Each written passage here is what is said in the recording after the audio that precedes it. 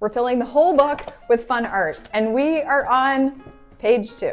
Swatching your materials can be really fun. It does not have to be like regular. You can swatch anything: markers, crayons, colored pencils. Paints often come with like a little swatch card, but I want to do it like in a fun way in the book. Watercolor paints. So we're just going to do one little blobby shape with each color. Sometimes doing the little rectangles can actually stress people out because they feel like it has to be like the perfect rectangle. So I was thinking of something that's fun to paint and easy to paint, and what's better than mushrooms? I just did them all different. Some were short and skinny and some were tall, and this was a big drip and I just made it into a bigger mushroom. Mistakes happen in sketchbooks, just go with it. It's a rainbow of mushroom blobs. I can't think of anything better, actually. We have to let this dry, and I'm not eating snacks today because we're taking our son to see this Sonic movie, and I will definitely be eating a lot of snacks. If you're impatient and you don't have snacks, I do recommend a heat tool, but it can blow the paint around, like it did mine. This little part got blown off course, so we're just gonna make a bigger mushroom.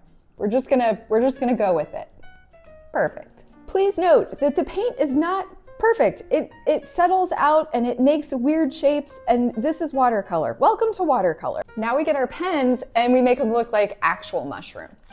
We're just gonna draw on the stems and outline them and add some lines, and it's gonna look fancy. Make sure these are totally dry before you do the pen or you will mess up your pen. That is rule number 1 of using pens. The whole point of making swatches of your materials is to know what the colors are.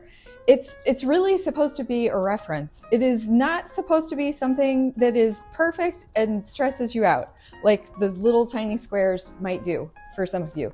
So this is a way to make it fun and also to have a cute page in your sketchbook. And if you need to look up the color names, you can, but also sometimes you just paint and you don't even think about what the colors are. You just go with what you like. And that's okay too. If you are doing a sketchbook, I really want you to let go of what you think you're supposed to do and do what you want to do. The last thing I'm gonna do is write the color names, and I think I'm gonna do them like vertically down the stem, so it kind of blends. And while I am sharing this book with all of you, you don't have to share your book with anyone. You can put whatever you want into your sketchbook, and you don't have to show anybody. It can be just for you. Page 1 is complete. Way more fun than rectangles.